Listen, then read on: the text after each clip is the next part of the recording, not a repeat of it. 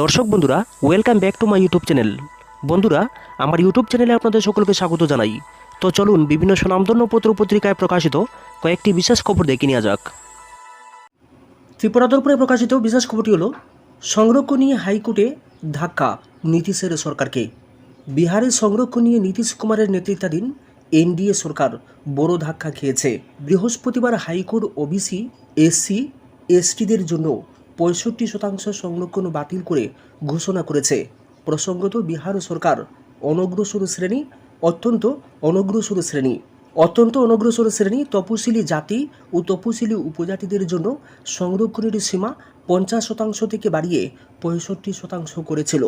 সেই সিদ্ধান্তই এদিন বাতিল বলে ঘোষণা করেছেন পাটনা হাইকোর্টে গৌরব কুমার ও অন্যদের আবেদনের শুনানি হয়েছে। দীর্ঘ বিতর্ক চলেছে প্রধান বিচারপতি কেবি চন্দ্রনের ডিভিশন বেঞ্চে। রাজ্য সরকারের তরফে শুনানিতে অংশগ্রহণ করেছেন অ্যাডভোকেট জেনারেল পিকে শাহী। শুনানির পর হাইকোর্ট 2024-এর 11ই মার্চ পাটনা হাইকোর্ট সিদ্ধান্ত সংরক্ষণ করে এদিন সেই সিদ্ধান্তই ঘোষণা করা হয়েছে। পাটনা হাইকোর্টে বিহার সরকারের সিদ্ধান্তকে চ্যালেঞ্জ জানানো হয়েছে। মূলত 2023-এর 9 নভেম্বর রাজ্য সরকার যে সিদ্ধান্ত নিয়েছিল তাকেই চ্যালেঞ্জ করা হয়েছে। রাজ্য সরকার তথা নীতিশ কুমারের সরকার এসসি, এসটি, ওবিসি এবং অন্য অনগ্রসর শ্রেণীকে 65% সংরক্ষণ দেওয়ার কথা ঘোষণা করেছিল। বাকি 35% ছিল সাধারণ ক্যাটাগরির প্রার্থীদের জন্য। রাজ্য সরকারের তরফে আদালতকে জানানো হয়েছিল ওই শ্রেণীগুলির পর্যাপ্ত প্রতিনিধিত্বের অভাবের কারণে এই সংরক্ষণ দেওয়া হয়েছে। রাজ্য সরকার আনুপাতিক ভিত্তিতে এই সংরক্ষণ দেয়নি। শুনানিতে অ্যাডভোকেট দিনু কুমার শুনানির সময় বলেছেন, সাধারণ বিভাগে ইডব্লিউএসদের জন্য 10% সংরক্ষণ বাতিল করা ভারতের সংবিধানের 14 ও 15 6B ধারার পরিপন্থী। তিনি বলেছিলেন, জাত সমীক্ষার পরে সরকারি চাকরিতে পর্যাপ্ত প্রতিনিধিত্বের ভিত্তিতে নয়, বর্ণানুপাতিক ভিত্তিতে সংরক্ষণের সিদ্ধান্ত নেওয়া হয়েছে। তিনি আরও বলেছিলেন, ইন্দিরা সাহানি মামলায় সুপ্রিম কোর্ট সংরক্ষণের সীমা 50% করেছিল। জাত সমীক্ষার বিষয়টি বর্তমানে সুপ্রিম কোর্টে শুনানির অপেক্ষায় রয়েছে। এই ভিত্তিতে রাজ্য সরকারের সংরক্ষণের সীমা 50% থেকে বাড়িয়ে 65% করার সিদ্ধান্তকে সুপ্রিম কোর্টে চ্যালেঞ্জ করা হয়েছিল। তবে পাটনা হাইকোর্টের এই দিনের রায়ে সংরক্ষণের সীমা 50% থেকে বাড়িয়ে 65% করার রাজ্য সরকারের সিদ্ধান্ত বাতিল করে দিয়েছে। সরকারি হাসপাতালে বেসরকারি থাবা, প্রভাবশালী মহলের চাপে সিদ্ধান্ত নিতে বাধ্য হচ্ছেন মুখ্যমন্ত্রী। সম্ভবত রাজ্যের ইতিহাসের সর্বপ্রথম মেডিকেল কেলেঙ্কারির ঘটনা ঘটতে চলেছে। বেসরকারি মেডিকেল কলেজ শান্তিনিকেতনকে সরকারি জমি এবং সরকারি হাসপাতাল ব্যবহার করে রাজ্যের পড়ুয়াদের কাছ থেকে কোটি কোটি টাকা কামাইয়ের ব্যবস্থা করে দিচ্ছে খোদ রাজ্য সরকার। বৃহস্পতিবার এই ঘটনা প্রকাশ্যে আসতেই চিকিৎসক সহ রাজ্যের বিভিন্ন মহলে তুমুল প্রতিক্রিয়ার সৃষ্টি হয়েছে।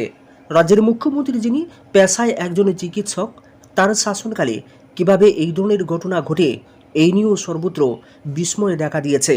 গোটা দেশ যখন মেডিকেল এন্ট্রান্স পরীক্ষা নিয়ে কেলেঙ্কারি নিয়ে তোলপাড়, ঠিক এই সময়ে এই ধরনের ঘটনায় আগামী দিনে নিঃসন্দেহে রাজ্য সরকারের অস্বস্তি বাড়তে চলেছে। ঘটনা হলো, এই রাজ্যে শান্তিনিকেতন নামে মেডিকেল কলেজ খোলার জন্য অনেক দিন আগেই আগ্রহ প্রকাশ করেছিল বেসরকারি একটি সংস্থা। শহরের উপকণ্ঠে মধুবনে ওই সংস্থার জন্য জমিও বরাদ্দ করেছে রাজ্য সরকার। যথারীতি সেখানে সংস্থার পক্ষ থেকে বাউন্ডারি ওয়াল দিয়ে ত্রিপুরা শান্তিনিকেতন মেডিকেল কলেজ নামে সাইনবোর্ডও টাঙ্গানো হয়েছে। কিন্তু কলেজের পরিকাঠামোগত কোনো কাজই বলতে গেলে শুরু হয়নি। এই অবস্থায় ছাত্র ভর্তির বিজ্ঞাপন দিয়ে মোটা টাকা ওঠানো শুরু করে দিয়েছে শান্তিনিকেতন মেডিকেল কলেজ কর্তৃপক্ষ। বৃহস্পতিবার আচমকা আইজিএম হাসপাতালের ট্রাকের পর ট্রাক ভর্তি মালপত্র আনা শুরু করে দিয়েছে তারা। আইজিএমের বিভিন্ন কেবিন খালি জায়গা, ডাক্তারদের রুগী দেখার জায়গা দখল করে রুগীর বিছানাপত্র সাজানো, বেসরকারি হাসপাতালের চিকিৎসকদের চেম্বার ইত্যাদি প্রস্তুত করার কাজ শুরু করে দিয়েছে শান্তিনিকেতন কলেজ কর্তৃপক্ষ। যার ফলে রুগী দেখতে গিয়ে মারাত্মক সমস্যায় পড়েন চিকিৎসকরা। রীতিমতো অবাক হয়ে যায় আইজিএমের চিকিৎসকেরা। তারা গোটা বিষয়টি হাসপাতাল সুপারের কাছে নিয়ে গিয়েছেন। হাসপাতাল সুপারও জানান এই বিষয়ে তার কিছুই জানা নেই। এরপর এই নিয়ে যোগাযোগ করা হয় স্বাস্থ্য শিক্ষা অধিকর্তার সঙ্গে। তার বক্তব্য, শান্তিনিকেতন মেডিকেল কলেজ কর্তৃপক্ষ আইজিএম হাসপাতাল ব্যবহার করতে চেয়ে একটি আবেদন জানিয়েছে, কিন্তু সেই নিয়ে কোনো সিদ্ধান্ত গৃহীত হয়নি। স্বাস্থ্য অধিকর্তার সঙ্গে যোগাযোগ করা হলে তিনিও বেসরকারি কলেজ কর্তৃপক্ষের সরকারি হাসপাতাল ব্যবহারের অনুমতি চেয়ে আবেদনের কথা স্বীকার করেছেন। এই নিয়ে সিদ্ধান্ত না হলেও চিন্তাভাবনা চলছে বলেও উল্লেখ করেছেন তিনি। যদিও স্বাস্থ্য দপ্তরের একটি সূত্র অনুযায়ী রাজ্য সরকারের কাছ থেকে সবুজ সংকেত ইতিমধ্যেই পেয়ে গিয়েছে শান্তিনিকেতনের কর্তৃপক্ষ, আর তার ফলেই মালপত্র এনে আইজিএম দখল নেওয়ার কাজ শুরু হয়েছে। প্রশ্ন হলো, আইজিএমের মতো একটা স্টেট রেফারেল হাসপাতালে কিভাবে বেসরকারি মেডিকেল কলেজ কর্তৃপক্ষ এমন কাণ্ডের সুযোগ পায়? আইজিএম হাসপাতাল কমপ্লেক্সের মধ্যে ডেন্টাল মেডিকেল কলেজ রয়েছে চোখের চিকিৎসাও, নার্সিং কলেজ, মেডিসিন, সার্জারি সহ বিভিন্ন বিভাগের আউটডোর এবং ইনডোর পরিষেবা। স্বাস্থ্য সংকুলনের অভাবে প্রতিদিন রোগীর ভিড় সামাল দিতে হিমশিম খেতে হচ্ছে চিকিৎসকদেরকে। সেই জায়গায় স্বল্প পরিসরে কিভাবে একটি বেসরকারি মেডিকেল কলেজকে জায়গা দেওয়া সম্ভব? একটি মেডিকেল কলেজে অ্যানাটমি সহ নির্দিষ্ট বেশ কিছু বিভাগ থাকা আবশ্যিক। এমসিআই কর্তৃপক্ষ পরিদর্শনে এসে এইসব বিষয় খতিয়ে দেখেছেন। তবে কি সরকারি হাসপাতালের যাবতীয় পরিষেবা এমসিআইকে বেসরকারি মেডিকেল কলেজের নামে দেখানো হবে? যদি দেখানো হয় তবে এমসিআই কর্তৃপক্ষই তাতে কেমন করে অনুমোদন দেবেন? যতদূর জানা গিয়েছে, মধুবনে শান্তিনিকেতন কর্তৃপক্ষকে যে জায়গা দেওয়া হয়েছে তাতে পূর্ণাঙ্গ কাঠামো গড়ে উঠতে কম করেও আরও বছর 5 সময় লাগতে পারে। ওই সময় পর্যন্ত কি তাহলে শান্তিনিকেতনের দখলে চলে যাবে আইজিএম হাসপাতাল? চাকুরির সুবাদে চিকিৎসক কিংবা স্বাস্থ্যকর্মীরা প্রকাশ্যে এ নিয়ে মুখ না খুললেও ভেতরে ভেতরে সবাই ক্ষোভে ফুঁসছেন। সরকারি হাসপাতাল এই রাজ্যের আপামর জনগণের হাসপাতাল। তাদের জন্য বরাদ্দ পরিষেবা শিখে তুলে বেসরকারি হাসপাতাল কর্তৃপক্ষকে এই ধরনের অনুমতির পেছনে অনেক রহস্য লুকিয়ে আছে বলে চিকিৎসক মহলের ধারণা। স্বাস্থ্য দপ্তরের একটি সূত্রের খবর অনুযায়ী শাসক দলের একটি প্রভাবশালী গোষ্ঠীর যোগসাজশ রয়েছে শান্তিনিকেতন মেডিকেল কলেজ কর্তৃপক্ষের সঙ্গে। আর এই প্রভাবশালী মহলের চাপেই বেসরকারি মেডিকেল কলেজ কর্তৃপক্ষের সামনে কার্যত নতজানু হয়ে পড়েছেন রাজ্যের চিকিৎসক মুখ্যমন্ত্রীর অধীনে থাকা স্বাস্থ্য দপ্তর। আর এই প্রভাবশালী গোষ্ঠীর মদতে স্বাস্থ্য দপ্তরকে টুডু জগন্নাথ বানিয়ে সরকারি পরিকাঠামো ব্যবহার করে রাজ্যের ছাত্রছাত্রীদের কাছ থেকে কোটি কোটি টাকা কামাইয়ের পথ প্রশস্ত করে নিচ্ছে বেসরকারি medical college Santiniketan.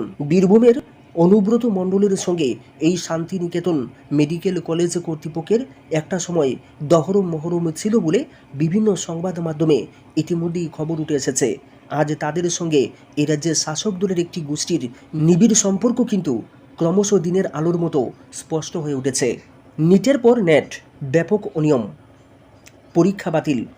UGC net পরীক্ষা বাতিলকে ঘিরে ব্যাপক বিতর্কের মধ্যে শিক্ষামন্ত্রক বলেছে পরীক্ষাটি বাতিল করা হয়েছে কারণ এই ব্যাপারে ইউজিসি কিছু তথ্য পেয়েছিল। সততার সঙ্গে আপোস করা হয়েছে বলেও জানিয়েছে শিক্ষামন্ত্রক। এই দিনে শিক্ষামন্ত্রকের যুগ্ম সচিব গোবিন্দ জয়সওয়াল বলেছেন, সরকার এই ব্যাপারে কারো বিরুদ্ধে ব্যবস্থা নিতে দ্বিধা করবেন না।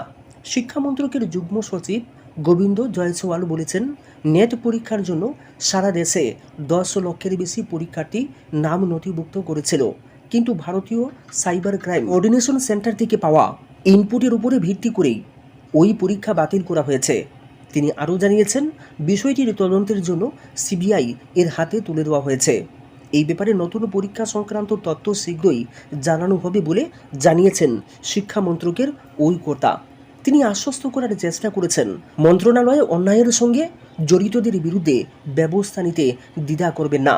শিক্ষামন্ত্রকের কর্তা বলেছেন, এই মুহূর্তে যখন তদন্ত চলছে সেই সময়ে এর থেকে বেশি আর কিছু বলা সম্ভব নয়। এনটিআর নিজস্ব ব্যবস্থা রয়েছে, সেখানে অনেকেই যুক্ত এবং পুরো বিষয়টি তদন্তের অধীন বলে জানিয়েছেন তিনি। নেট পরীক্ষাও পরিচালনার দায়িত্বে ছিল ন্যাশনাল টেস্টিং এজেন্সি। ইতিমধ্যেই এই সংস্থা নিট ইউজি পরীক্ষায় অনিয়মের অভিযোগে সমালোচিত হয়েছে। প্রায় ৪৪ লক্ষ পরীক্ষার্থী পরীক্ষা দিয়েছিল। এই পরীক্ষায় ব্যাপক অনিয়মের অভিযোগে দেশব্যাপী বিভিন্ন জায়গায় বিক্ষোভ চলছে। পুনরায় নিট পরীক্ষা নেওয়ার দাবিতে আন্দোলনও চলছে বিভিন্ন জায়গাতে। শিক্ষা মন্ত্রকের কর্তা বলেছেন, এবার নেট পরীক্ষা ওএমআর সিটে নেওয়ার কথা হয়েছিল। গত 4 বছরের অভিজ্ঞতার ভিত্তিতে এবং বিভিন্ন মাধ্যম থেকে পাওয়া ইনপুটের উপরে ভিত্তি করে পরীক্ষা ওএমআর সিটে নেওয়ার সিদ্ধান্ত নেওয়া হয়েছিল। ইউজিসি নেট হলো বিশ্ববিদ্যালয় ও কলেজে সহকারী অধ্যাপক পদের যোগ্যতা নির্ধারণ ও গবেষণা করার জন্য একটি পরীক্ষা। এদিকে নিট নিয়ে ওঠা অভিযোগের মধ্যে নেট পরীক্ষা বাতিল হওয়ার বিষয়টিও সংসদের অধিবেশনের শুরুর আগেই বিরোধী হাতে রসদ জুগিয়েছে।